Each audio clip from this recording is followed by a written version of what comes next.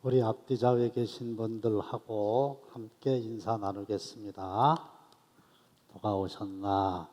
강의 설교에 만나서 반갑습니다. 자, 부지런히 성경을 좀 펴 들고 드린 교재를 좀 보시면 되겠습니다.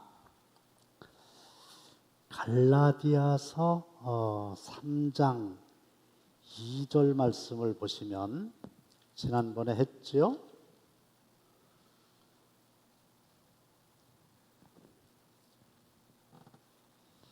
내가 너희에게서 다만 이것을 알려 하노니 너희가 성령을 받은 것이 율법의 행위로냐 혹은 듣고 믿음으로냐. 성령을 받은 것이 율법의 행위로냐 듣고 믿음으로냐. 자, 그걸 머릿속에 넣고 교재를 한번 보세요. 율법의 행위로는 성령을 받지 못합니다. 그럼 어떻게 받습니까? 믿음으로 받습니다. 너희가 믿을 때에 성령을 받았느냐 그랬죠. 또 율법의 행위로는 의로워지지 못합니다. 그러면 무엇으로 의로워질 수 있습니까? 믿음으로 의로워집니다. 그래서 이걸 조금 어려운 말로 이신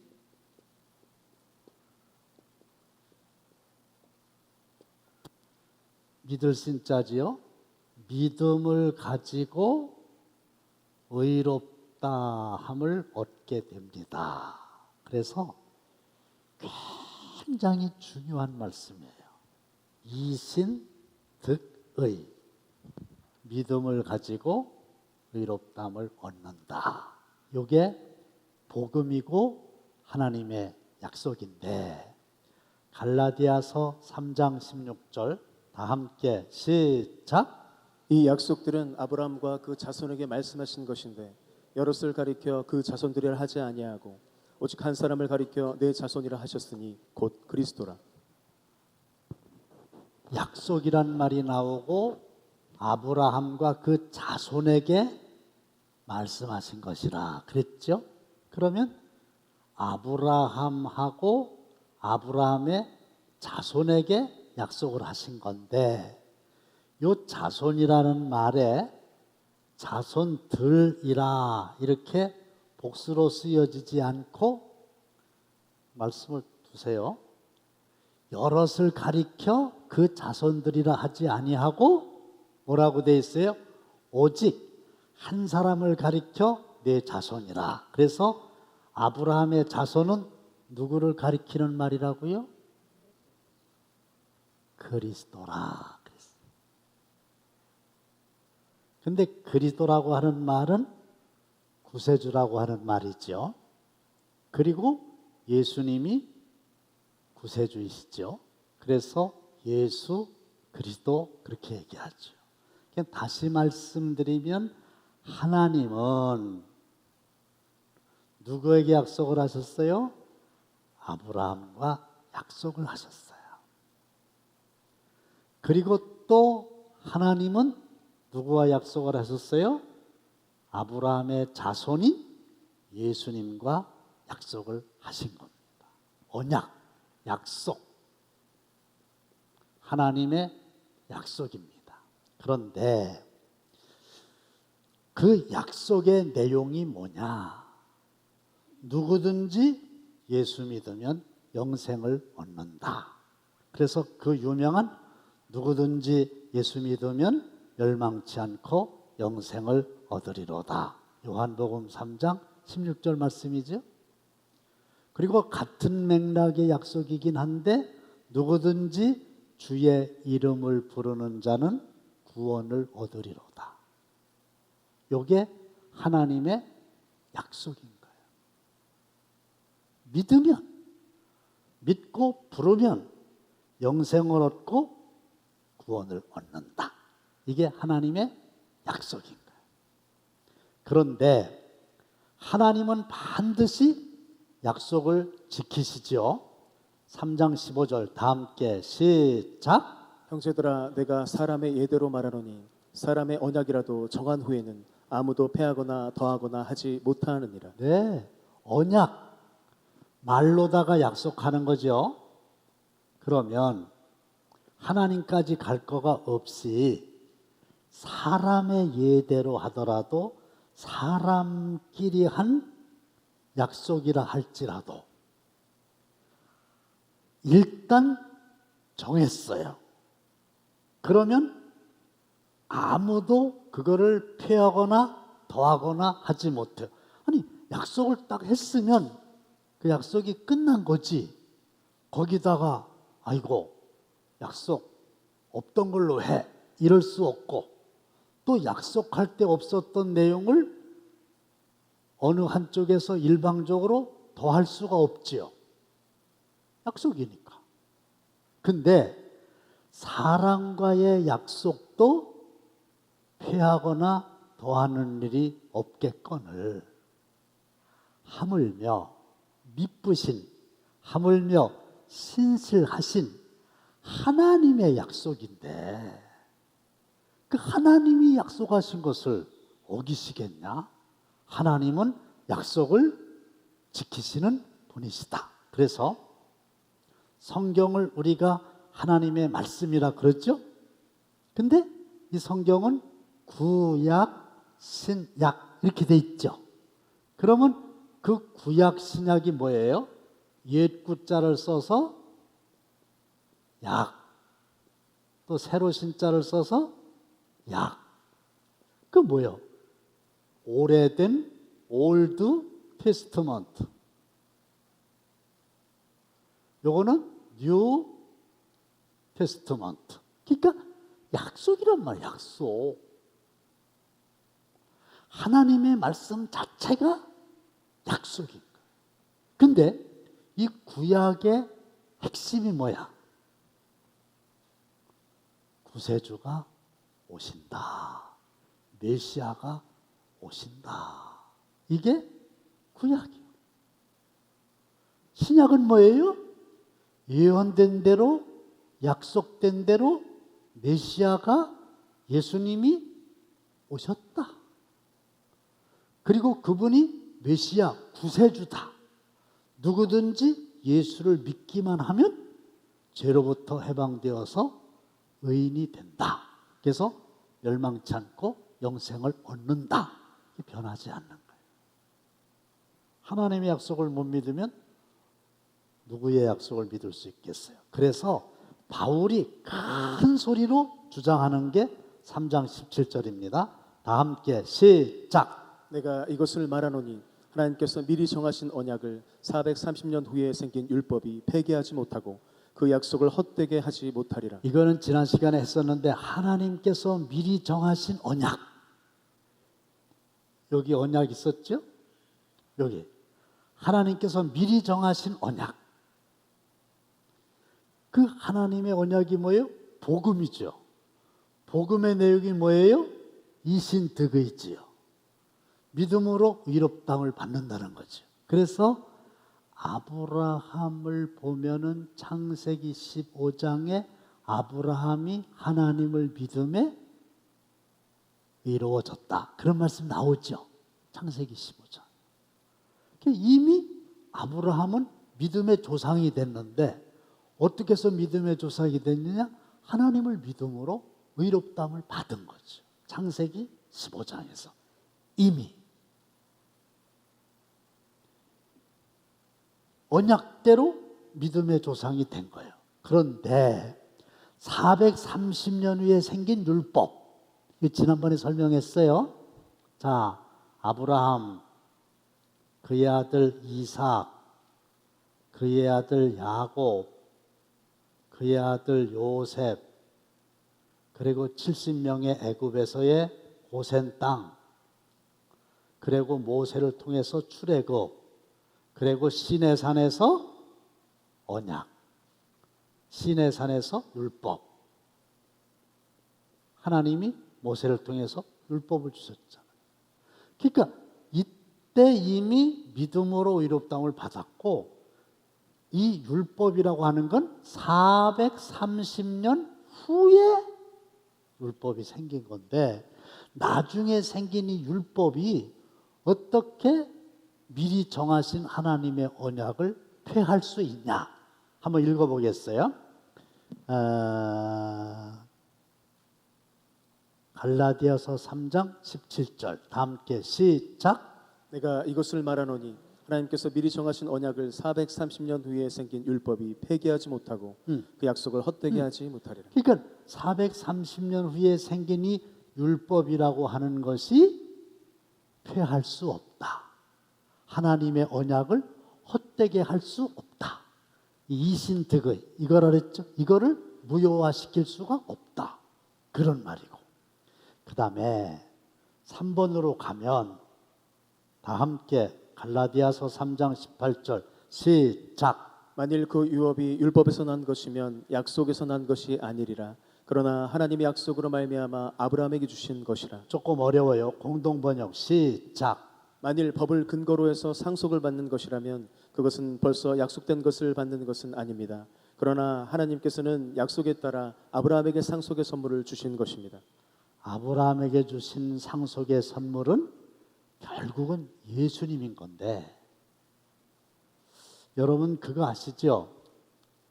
하나님께서 아브라함에게 내 몸에서 아들이 태어날 거다 그렇게 약속을 하셨죠?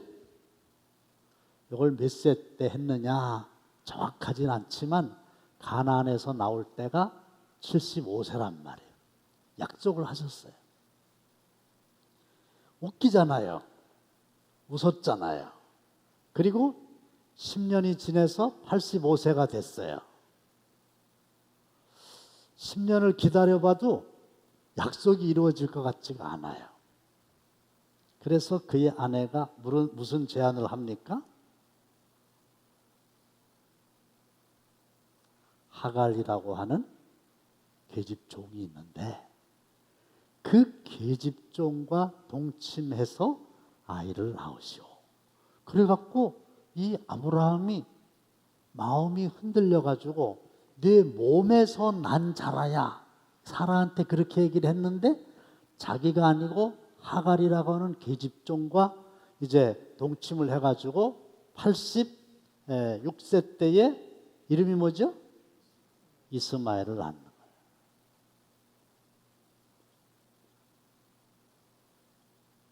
근데 이 이스마엘이 아니라는 거예요. 그리고 여러분들이 잘 아는 대로 100세 때 누굴 낳은 거예요? 이삭을 낳았죠. 근데 이 아브라함에게 있어서 이삭은 약속의 자녀인 거예요. 하나님이 아브라함에게 약속을 하셨기 때문에 하나님이 그 약속을 지키셔서 사라의 몸에서 이삭이 나온 거예요. 그리고 이스마엘은 약속의 자녀가 아닌 거죠. 왜냐하면 하갈을 통해서 나온 거거든요. 이것처럼 아브라함이 이삭을 낳게 된 것도 하나님의 약속에 근거한 것처럼 우리도 믿음의 조상이 아브라함이고 우리는 아브라함의 자손이잖아요. 믿음의 자손이잖아요. 그럼 우리도 어떻게 해서 믿음의 자손이 되었냐? 이 약속에 의해서 믿음의 자손이 된 거다. 잘 설명을 했는데 이해가 되는지 모르겠습니다. 자, 4번으로 넘어갑시다. 갈라디아 3장 21절 다 함께 시작. 그러면 율법이 하나님과 약속들과 반대되는 것이냐? 결코 그럴 수 없느니라. 만일 등이 살게 하는 율법을 주셨더라면 의가 반드시 율법으로 말미암았으리라. 그래서 자꾸 율법하고 하나님의 약속, 하나님의 약속은 복음이라고 그랬죠? 이신득의라고 그랬죠? 믿음으로 구원받는 거죠? 믿음으로 의롭다함 받는 거죠? 믿음으로 하나님의 자녀가 되는 거지요? 그러면 반대냐? 이 율법이라고 하는 거하고 약속은 복음이라 그랬죠? 복음하고는 어떤 관계가 있냐? 그런 얘기인데 여러분들 잘 아시는 대로 율법이 역할이 있어요. 첫째로 율법은 한번 대답해 보세요. 그동안 공부한 거를 잘 제가 가르쳤나 못 가르쳤나. 율법 다 설명했어요. 율법을 내가 행함으로 의로워질 수 있나요? 왜요? 왜요? 열심히 노력하면 안 될까요? 그냥 쉽게. 열심히 노력하면 안 돼요? 아무리 우리가 열심히 한다 그래도 모든 율법을 다 지켜야 되는데 100가지 중에서 99가지를 지키고 한 가지를 못 지켰다 할지라도 율법을 범하는 거잖아요. 그래서 모든 것을 지킬 능력이 없고요. 두 번째로는 좋아. 그냥 100가지를 다 지켰다고 칩시다. 근데 어제까지는 100가지를 지켰는데 오늘은 그 중에서 한두 가지를 못 지켰어. 그러면 어차피 율법은 범하는 거예요.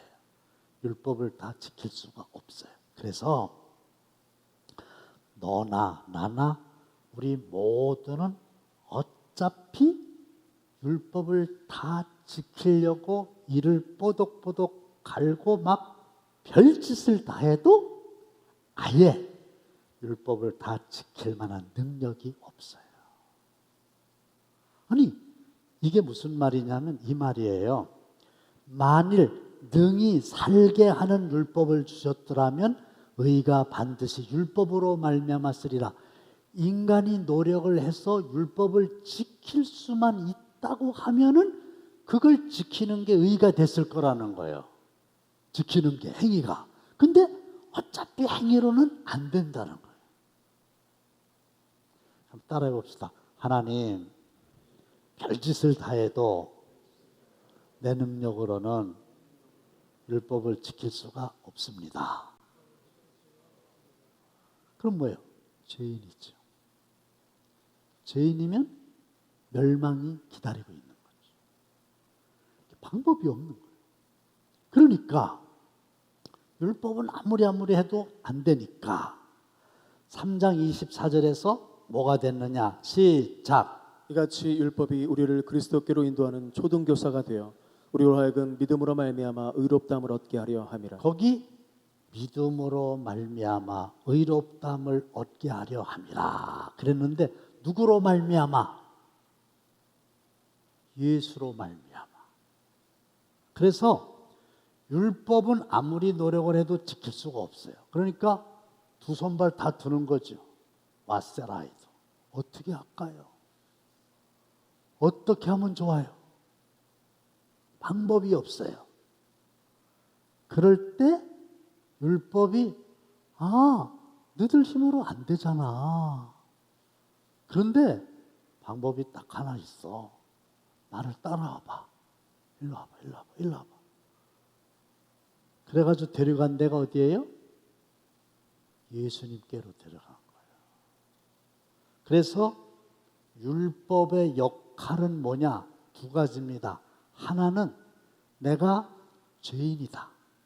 죄를 안 지으려고 애를 써도 안 지을 수 없는 죄인이다. 그걸 깨닫게 해주는 거고, 두 번째는 그러니까 방법이 뭐 없나? 있어. 그리고 예수님께로 데려가는. 그거를 몽학 선생이라고 그랬고 초등교사라고 그랬어요. 초등학교 교사가 아무것도 모르는 어린애들 이렇게 끌고 야 일로 와 일로 와 앉아 일어나 이렇게 하는 것처럼 인간들을 끌고 초등학교 선생님이 애들 끌고 가는 것처럼 끌고 어디로 간 거예요? 예수님께로 간 거예요. 그래가지고 뭐라고 약속을 하셨어요? 하나님이 누구든지 이 예수를 믿기만 하면 의롭다 여김을 받으리라. 그게 복음인 거예요. 그래서 조금 진도가 빠른 것 같아도 넘어가 봅시다.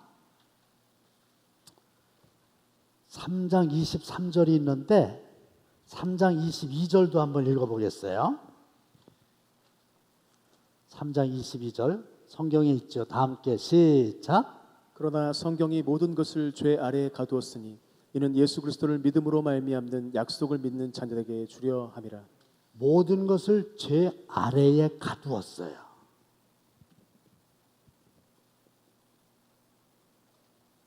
모든 사람을 죄 아래 가둬버렸어요. 그리고 3장 23절에는 다 함께 시작. 믿음이 오기 전에 우리는 율법 아래에 매인 바 되고 계시될 믿음의 때까지 갇혔느니라. 율법 아래에 매인 바 되고 요 말이나 죄 아래 가뒀다는 말이나 똑같은 말이에요. 좀 쉽게 설명할게요. 똑같은 말인데 거듭되는 말인데 모든 사람은 죄 아래 갇혀 있어요. 다시 말씀드리면 죄의 울타리 안에 갇혀가지고 빠져나갈 수가 없어요. 그래서 보세요. 사도 바울이 다메섹 도상에서 이게 사도 바울이 쓴 겁니다. 갈라디아서. 근데 사도 바울이 다메섹 도상에서 부활의 예수님을 만났죠. 그리고 시간이 많이 지냈어요.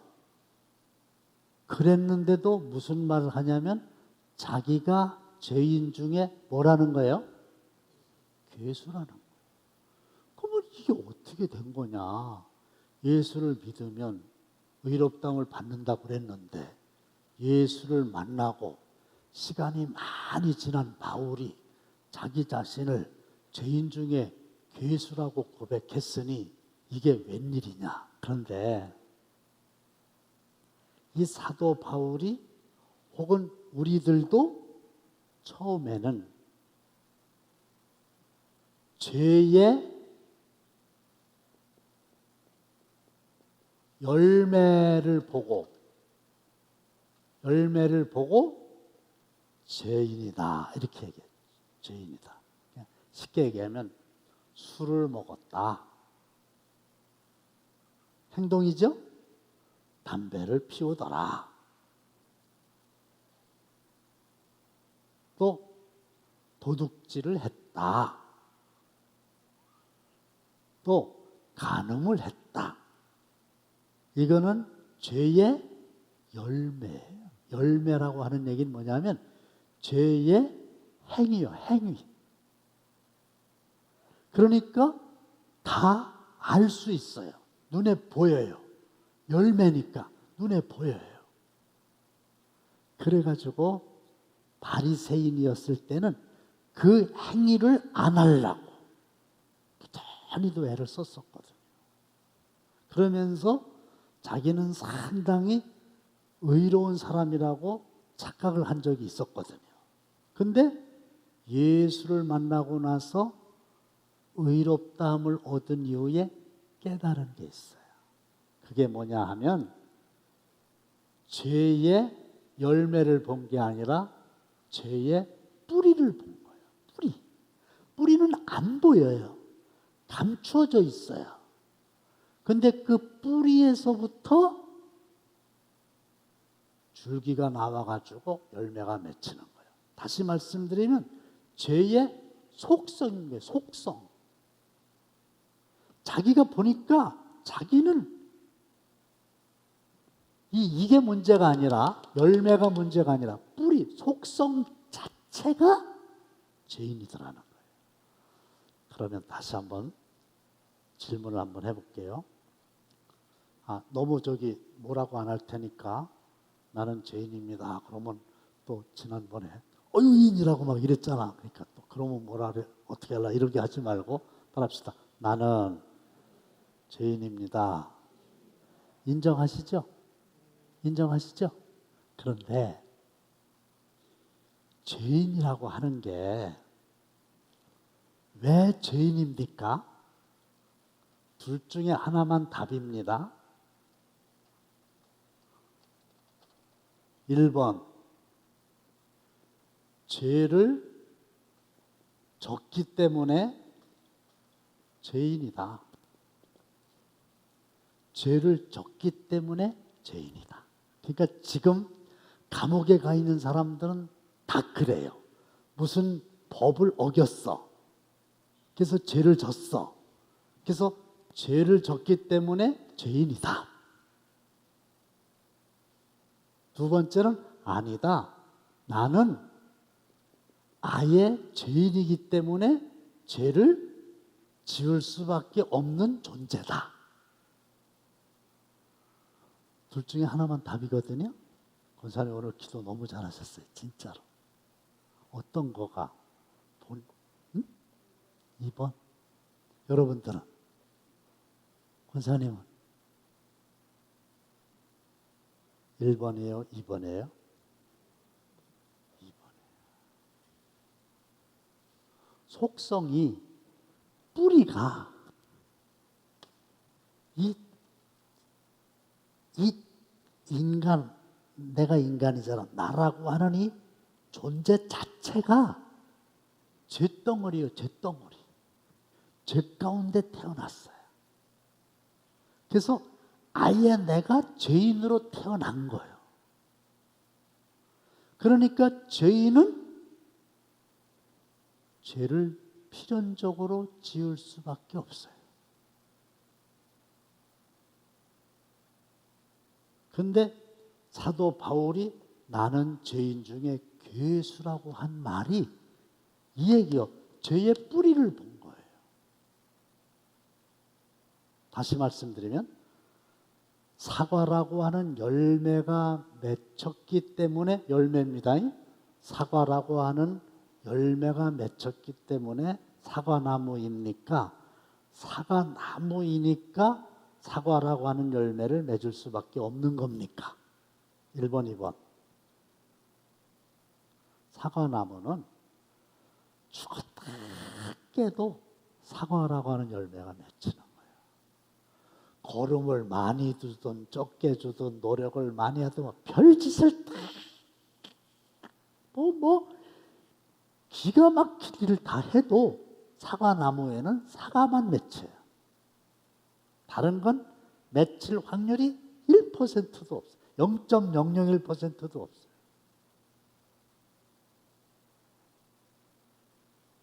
그러면 저나 여러분들이나 바울이나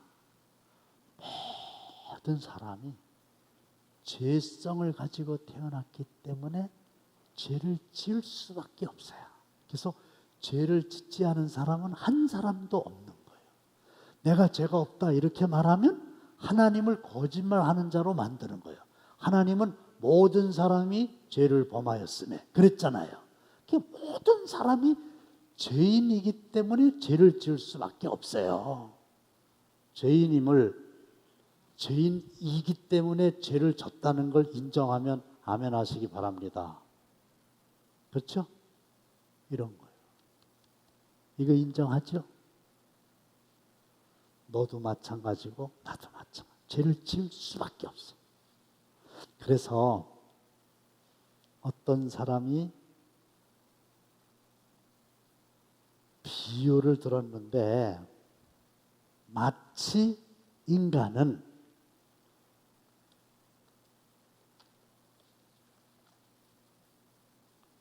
이렇게 기울어졌잖아요. 기울어졌죠? 이렇게 기울어졌잖아요. 이게 경사졌잖아요. 야, 이걸 좀 가져왔으면 좋았을 거. 여기에 4개의 바퀴가 달린 조그만 수레를 놓다가 이렇게 놓는다면 탁 놓으면 어떻게 될까요? 1번 밑으로 내려간다. 2번 위로 올라간다. 3번 제자리에 있는다. 어려워요? 한번 해볼까요? 여기다 놓고 손을 떼면 100% 일로 내려가게 돼 있어. 그죠? 내려가게 돼. 이게 무슨 얘기냐면 경사면에 있는 4바퀴 달린 장난감 수레처럼 모든 인간은 죄를 지을 수밖에 없다는 거예요.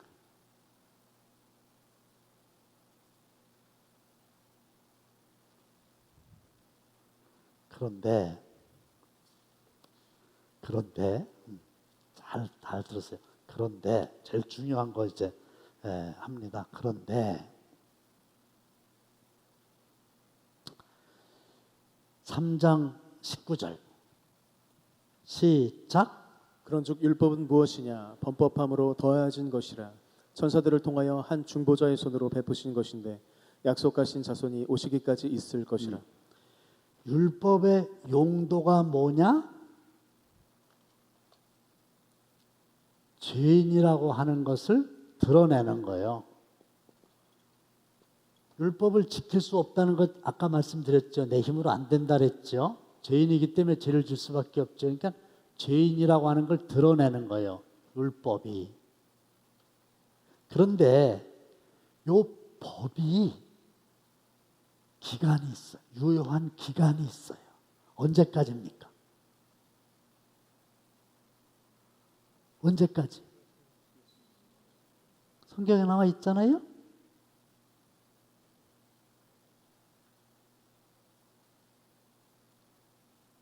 약속하신 자손이 오시기까지 있을 것이라. 율법은 약속하신 자손이 오시기까지. 약속하신 자손이 누구예요? 예수님이죠. 아까 이 아브라함의 약속의 자녀가 이삭이라 그랬잖아요. 근데 하나님께서 아브라함에게 약속하신 게 결국은 처음에 얘기했듯이 예수님이잖아요. 그러니까 이 율법이라고 하는 거, 죄를 지은 사람은 죄인이기 때문에 죄를 지을 수밖에 없고 죄의 삭은 사망이다, 멸망이다. 요거는 율법인데 요 율법은 유효 기간이 있는데 언제까지냐? 예수님이 오시기까지요. 율법이. 그 다음에 예수님이 오신 다음에는 이 율법이 효력을 잃는 거예요. 율법 대신 뭐가 있는 거예요? 예수님이 이 사망에서 생명으로 건져주시는 방법이 있잖아요. 자, 그러면 식품도 마찬가지고 약도 마찬가지고 유통기한이 있잖아요. 그 유통기한이 지나게 되면 원칙적으로 폐기해야 되는 거예요. 그래서 지금은요 율법의 지배 아래 우리가 있는 게 아니에요. 그럼 어디에 있느냐? 복음에 있는 거예요. 복음이 뭐예요? 기쁜 소식이에요. 기쁜 소식의 내용이 뭐예요? 이신득의예요. 그래서 이거지. 죄를 졌어. 죄인이야. 죽을 수밖에 없어. 맞아. 이주가 다 인정했죠. 그랬더니 율법이 죽을 수는 없잖아. 그리고 누구에게로 데려갔어요? 예수님께로 데려간 거예요.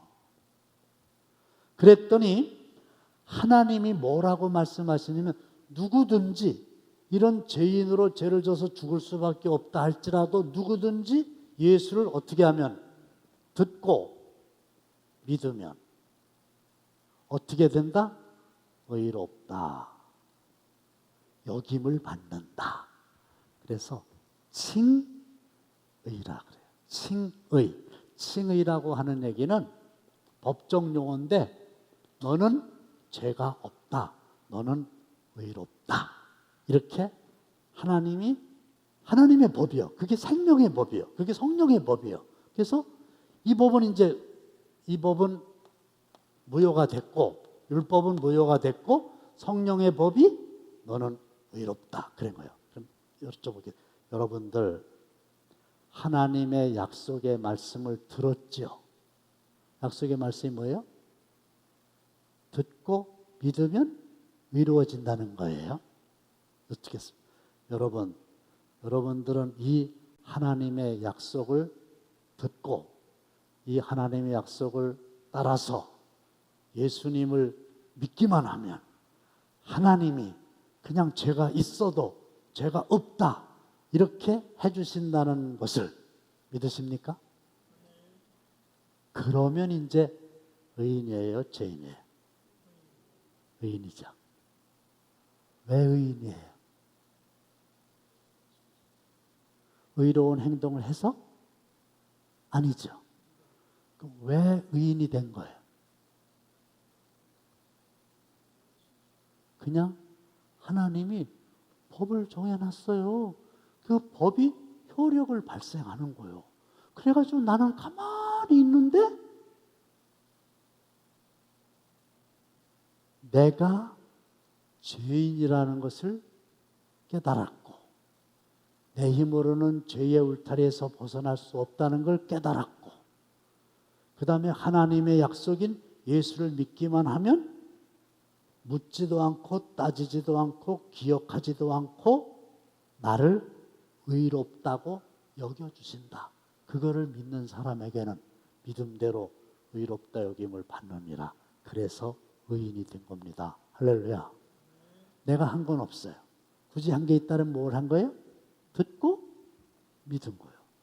그러니까 이것이 기쁜 소식이에요. 이것이 가스펠성이에요.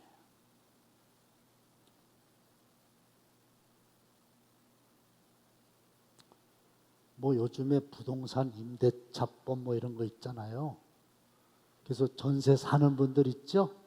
임차인, 임대인 말고 임차인, 전세가 얼마 이렇게 주고서 사는 사람 있잖아요. 나는 가만히 한 것도 없는데 어쨌든 법을 바꿨대네. 그래가지고 무조건 2년 더 살 수 있대. 그리고 이 사람이 며칠 전에 한 1억을 더 올려달라고 그랬는데 그 사이에 법이 바뀌어갖고 700만 원만 내면 된다네. 그러면 임차인 입장에서는 4년 후에가 문제라지만 그건 그때 가서 얘기하고 지금 당장 볼 때는 그 법이 효력을 발생하니까 기쁜 소식이 된 거죠. 우리 아들이 그렇게 됐어. 9월 4일 날 계약을 다시 해야 되는데 엄청 많이 올려달라고 전세금 올려달라고 그래가지고 어떻게 하면 좋을까 그랬는데 벌써 법이 딱 돼갖고 몇백만 원만 올려주면 된대. 1억 몇천만 원 올려달라고 그랬는데 그런 거예요. 그래서 율법이 이제 효력이 없어요. 그리고 의롭다함을 얻은 거예요. 근데 그냥 하나님이 법을 정해가지고 그냥 죄인이라는 거 깨닫고 또 나를 믿으면 내가 너를 의롭게 여겨줄 거야. 이게 약속이야. 이 약속을 내가 믿느냐? 네, 믿어요. 그럼 너는 땅 의인이야. 이렇게 된 거예요. 따라합시다. 나는 예수를 믿고 난 이후에는 의인이다, 죄인이다. 성경을 보겠습니다.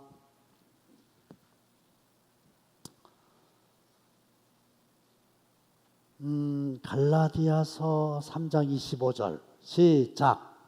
믿음이 온 후로는 우리가 초등교사 아래 있지 아니하도다. 네, 믿음이 온 후로는, 믿음 전에는 율법 아래에 있었는데 믿음이 온 후로는 율법 아래에 있지 않는 거예요. 초등교사 아래에 있지 않는 거예요. 초등교사가 율법이라 그랬잖아요. 율법이 초등교사가 돼가지고 끌고 간다 그랬잖아. 근데 이제 초등교사가 아래에 있는 게 아니에요. 율법 아래에 있는 게 아니에요. 믿음이 온 후로는, 이건 믿음이 오기 전의 얘기고, 믿음이 온 후로는 어떻게 됐느냐? 3장 26절 다 함께 시작. 너희가 다 믿음으로 말미암아 그리스도 예수 안에서 하나님의 아들이 되었으니. 하나님이 뭐가 됐어요? 예? 여러분들 하나님이 뭐가 됐어요? 아들이죠. 그러면 여성분들은 나는 여기서 아들은 자녀란 뜻이요. 그러니까 남자가 됐든 여자가 됐든 하나님을 아버지라고 부르죠. 그러면 아멘 준비하세요. 믿음이 있는 저와 여러분들은 하나님의 자녀가 되었습니다. 그렇죠? 영접하는 자, 곧 그 이름을 믿는 자들에게는 하나님의 자녀가 되는 권세를 주셨으니 그러니까 나는 하나님의 자녀가 된 거예요. 신분이 하나님의 자녀가 됐다는 얘기는 멸망받을 수밖에 없는 죄인을 사망에서 예수님이 생명으로 옮겨 주신 거예요. 그럼 예수님이 어떻게 해서 옮겨 주신 겁니까? 죄값을 치렀지요. 어떻게? 십자가에서 피 흘려 대신 돌아가신. 그거를 속량이라고 그러죠. 지난번에 다 설명드렸어요. 그래서 나는 의로운 사람이 된 거예요. 그런데 여기서 중요한 건 여러분들 여쭙겠어요. 마귀가 지금 여러분들 의인이라고 다 그랬죠? 대답했죠? 예수 믿으니까 의인이죠? 그런데 마귀가 와가지고 이렇게 묻는 거예요. 이현재 목사님 미안해요. 에? 또 물을게요. 에? 마귀가 와서 묻는 거예요. 너 죄 졌지? 대답해봐요. 너 죄 졌지? 에? 예수 믿는 부목사님이 죄 졌어요? 네. 졌죠? 네, 그랬어. 여러분들도 다 그렇죠? 죄 졌죠? 정 목사님은 발을 좀 짜려서 안 졌나? 죄 졌지? 마귀가 너 죄 졌지? 그래, 그랬어. 그랬더니 마귀가 뭐라 하냐면 너 죄 졌으니까 죄인이지? 그랬어. 뭐라 그래?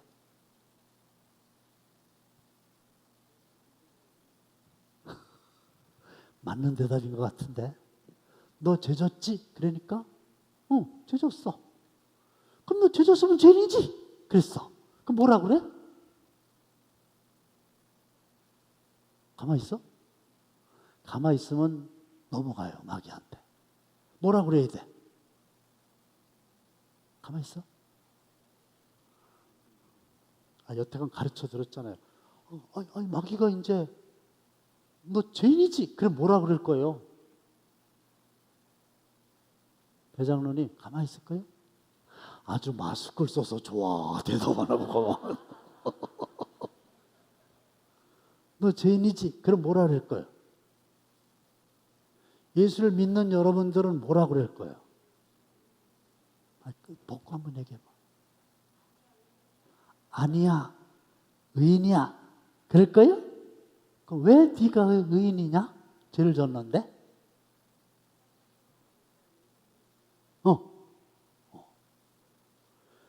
여기에 대답을 잘해. 너 죄 졌지? 죄 졌어. 죄 졌잖아. 지금 예수를 믿은 이후에도 죄 졌잖아. 죄 졌지? 그럼 너 죄인이지? 아니야. 왜 아니야? 나 죄인이었는데 하나님이 예수를 믿으면 의인, 의롭다고 여겨주신다고 그랬어. 그러니까 나는 그 약속을 믿어. 그래서 나는 뭐야? 의인이야.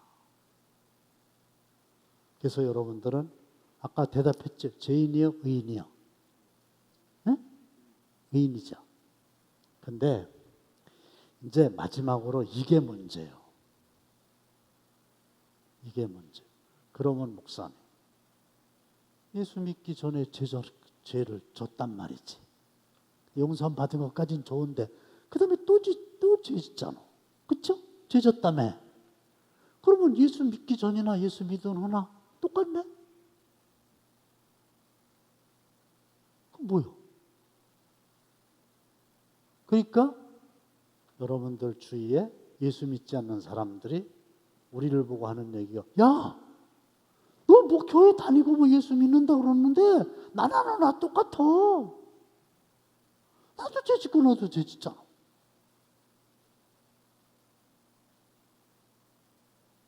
그럼 뭐라 그러냐면, 나는 예수를 믿어갖고 예수님이 의롭다고 했어. 예수는 의로워. 그러면 주위 사람이, 글쎄 의롭다고 그러는데 그래 그대로 또 죄 짓잖아. 죄 저희 안 져요? 짓는다고 해요 얼렁? 그럼 다른 게 뭐가 있냐고. 그러니까 실망하는 거예요. 그리고 나도 이게 뭐 유인인가 어쩐가, 이게 진짜 뭐 천국을 가는 건가 어쩐가, 이렇게 했단 말이에요. 그런데 고린도후서 5장 17절에 보면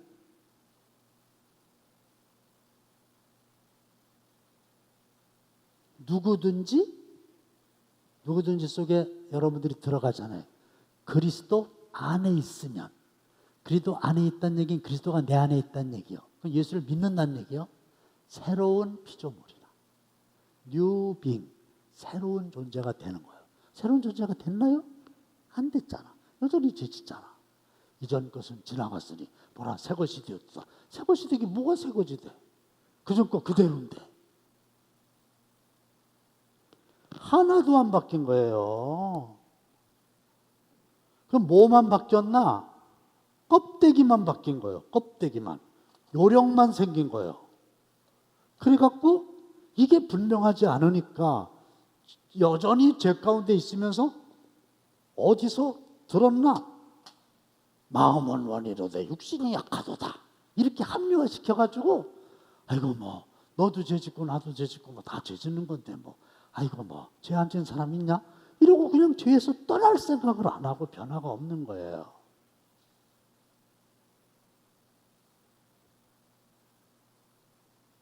그럼 죄를 안 지을 수 있나요? 누가 한번 멋지게 대답을 해주셨으면 참. 결론이 이제 끝나. 예수를 믿고 의롭다함을 입은 후에 죄를 안 지을 수 있나요?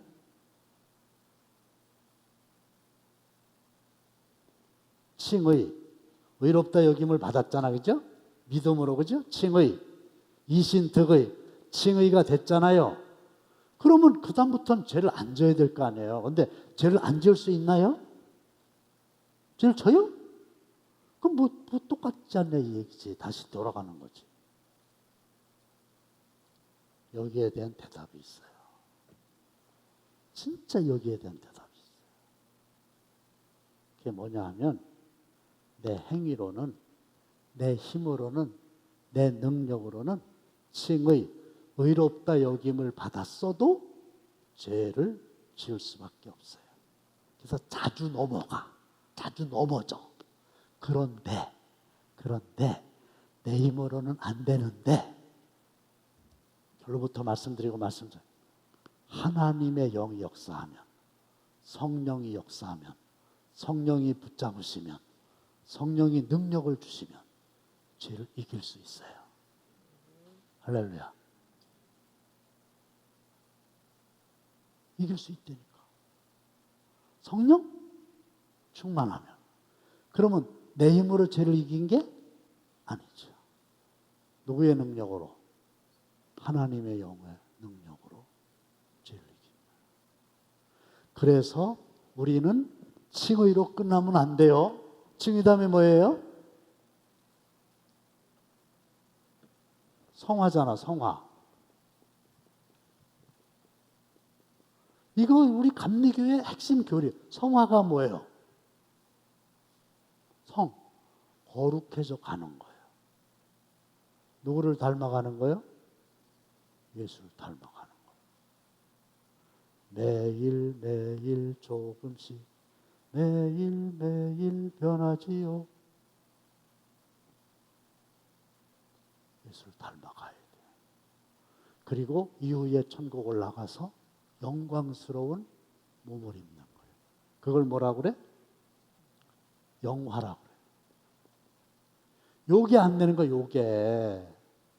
그러니까 그리스도의 영이 없으면 그리스도도 아니라는 얘기인데, 로마서 8장 3절로 4절 다 함께 시작. 율법이 육신으로 말미암아 연약하여 할 수 없는 그것을 하나님은 하시나니. 잠깐, 이게 그 뜻이에요. 율법 육신으로 말미암아 연약하여. 그래서 이게 마음은 원이로되 육신이 약하도다, 이게 이거예요. 육신이 연약하여 할 수 없어. 할 수 없다는 얘기는 뭐예요? 죄를 안 지을 수 없어. 그런데 누구는 하실 수 있어요? 하나님은 하시나. 하나님이 하시는 거예요. 그래서 쭉 내려가면 육신을 따르지 않고 그 영을 따라. 영이 성령이요. 하나님의 영을 따라 행하는 우리에게 율법의 요구가 이루어지게 한다. 율법의 요구가 이루어지게 한다는 얘기는 뭐예요? 율법을 지킬 수 있게 된다.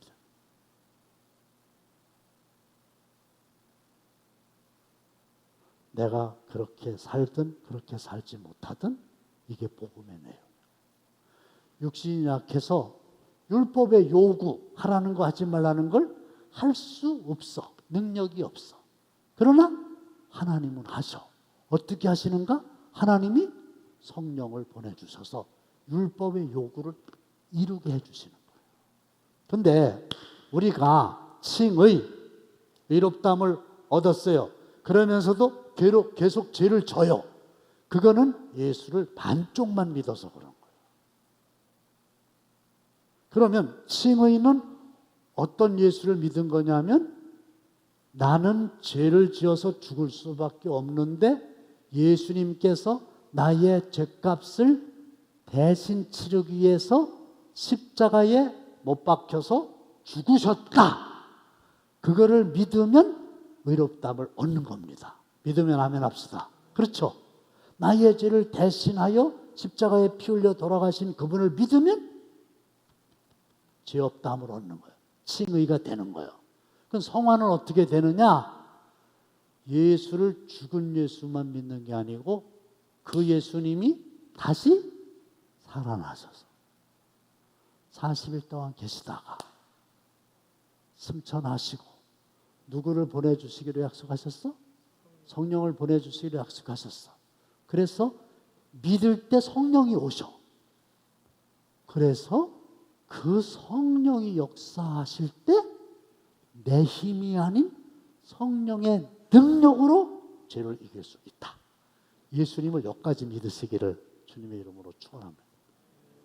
그러면 굉장히 파워풀하게 되는 거고, 여기에 희열이 있고 자유가 있고 기쁨이 있는 거예요. 해방이 있는 거예요. 그런데 성령 충만은 계속해서 받아야 돼요. 성령의 충만함을 받으라. 에베소서 있잖아요. 근데 그 성령의 충만함을 받으라는 얘기는 계속해서 성령의 충만함을 받으라는 얘기예요. 그래서 기도도 쉬지 않고 해야 되는 거고요. 그래서 오늘 새벽에도 나오고 오늘 저녁에도 나왔지만 내일 새벽에도 또 나와야 되고, 내일도 하나님께 기도해야 되고, 내일도 하나님의 힘을 얻어야 되고. 할렐루야. 그래서 그런 거예요. 그러면 할 수 있는 거예요. 율법의 요구를 이룰 수 있는 거예요. 성령의 능력. 그래서 칭의로 끝나지 마세요. 노력한다고 되는 건 아니에요. 나 좀 더 하고 싶은데 조금만 더 할게요. 9일 날 말고 16일 날, 8월 16일 날이 주일이에요. 지금 우리 교회에서 MIB가 두 돼지 이야기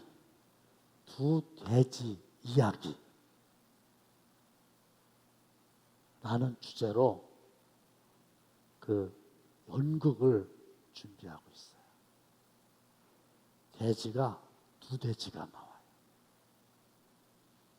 근데 한 돼지는 어떤 돼지냐면 아주 노력을 많이 하고 착하다 소리를 많이 듣고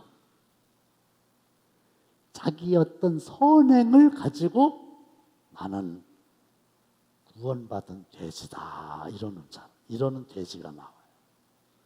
그 다른 돼지는 아니라고. 나는 돼지 축에도 못 낀다고. 근데 결론은 율법이냐 복음이냐. 그러니까 돌아온 탐자에서 보면 누가복음 15장에 아버지의 집에 첫째 아들하고 둘째 아들이 있었잖아요. 근데 둘째 아들이 아버지의 집을 떠났잖아요. 그리고 호랑방탕했다는 거 아니에요. 창기들과 함께 재산을 다 탕진했다는 거 아니에요. 쫄쫄 굶었잖아요. 돼지들이 먹는 쥐염 열매로도 굶주림을 해결할 길이 없었잖아요. 그러니까 죄인이죠. 아비 집을 떠났으니까 죄인이지. 그런데 그 성경에 보면 어느 날 스스로 돌이켜 그런 말이 나와요. 스스로 돌이켜. 그 둘째 아들이 스스로 돌이켜 He came to himself예요. 자기 자신에게로 되돌아왔어요. 정신을 차린 거예요. 내 아버지 집에는 먹을 게 많은데 내가 이거 왜 아버지 집을 떠났나? 아이고, 스스로 돌이켜 아버지 집을 가는 거예요. 이게 회개거든요. 아버지 집을 가는 거예요. 가면서 뭐라고 생각해요? 나는 아버지의 아들이라 일컬음을 받지 못해. 그럼 뭐라 그래? 품꾼의 하나로만 써주세요. 밥이나 먹여주세요. 이러고 돌아갑니다. 돌아가면 아버지가 받아줄 걸 기대하고 갑니다. 기대 이상으로 설명을 다 시간이 없어 못하는데 아버지가 먼저 보고 막 달려와서 안고 가락지 끼우고 신발 신기고 막 목욕시키고 새 옷 갈아입히고 막 살찐 송아리 잡고 죽었다가 내 아들이 살아왔다고 막 이렇게 하지요. 이 아들은 돌아온 거예요. 그 아버지의 아들이 된 거예요. 그렇죠? 뭘 잘해서가 아니라 그냥 돌아왔더니 아버지가 내 아들이다 그랬는데 누가 문제냐면요. 큰아들 그놈이 문제요. 왜 문제냐면은 동생이 돌아왔는데 지 동생이란 말도 안 해요. 뭐라 그래요? 아버지 아들이래요. 지 동생 보고 아버지 아들이래. 지 동생이라 소리 자기하고는 관계가 없어. 그리고 살찐 송아지를 잡고 풍악을 올리고 잔치를 배설하는 게 아버지의 마음인데 이 큰 놈은 화딱지 났어. 화가 잔뜩 났어.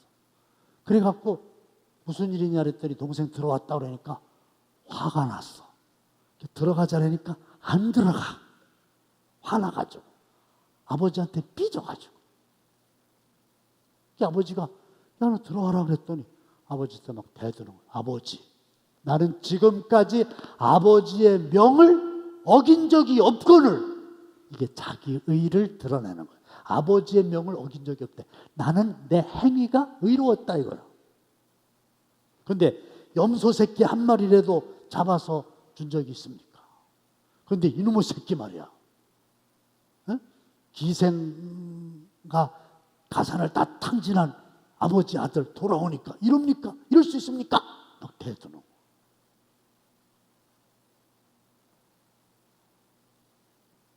조금 지금 이 시점에서 누가 아버지의 아들인지 아세요? 둘째 아들이에요. 그렇죠? 나 죄인입니다. 근데도 아버지 사랑으로 날 받아주셔서, 아들로 받아주셔서 너무 감사합니다. 그러면 그 다음에 얘기가 안 나오지만 그 둘째 아들은 너무너무 자기를 죽을 수밖에 없는 자리에서 아들의 신분을 회복시켜준 아버지의 사랑에 감사하여 아버지께 충성을 다하는 거예요. 죄짓지 않고 그 얘기요. 근데 여전히 아버지의 명을 어긴 적이 없습니다. 근데 나한테는 이게 뭡니까? 이렇게 대드는 그 큰 아들이 재판관이요. 그 바리새인이 돼버린 거예요. 꼿꼿하게 서가지고 따지잖아. 아버지한테. 아버지의 마음을 헤아리지 못해요. 몸만 아버지하고 같이 있는 것뿐이지 둘째 아들이 집을 나간 다음에 밤잠을 못 이루고 집 나간 자식을 기다리느라고 눈이 멀어 있는 아버지의 마음을 헤아리지 못하면서도 자기는 의롭다고 여기는 거예요. 그 돼지가 구원받지 못한 돼지고 그 돼지가 행함으로 내가 의로워지겠다고 하는 가관인 꼴불견인 사람들이에요. 맨날 누구 지적질이나 하고 비판이나 하고. 그래서 율법의 행위를 자랑하는 사람이 기독교의 최대의 적이에요. 교회 바깥에 있는 사람들이 아니에요. 교회 안에서 자기의 행위를 자랑하고 행위를 드러내고 이게 자기 의를 드러내는 거예요. 근데 저 사람 나만큼 못하거든. 맨날 지적질하고 맨날 비난하고. 근데 아버지의 마음하고는 상당한 거리가 있는 거예요. 아버지의 마음을 아프게 하는 거예요. 자, 오늘 시간이 좀 갔는데 여기까지 하고 여러분들 칭의도 믿고 성화도 믿으시기를 주님의 이름으로 축원합니다.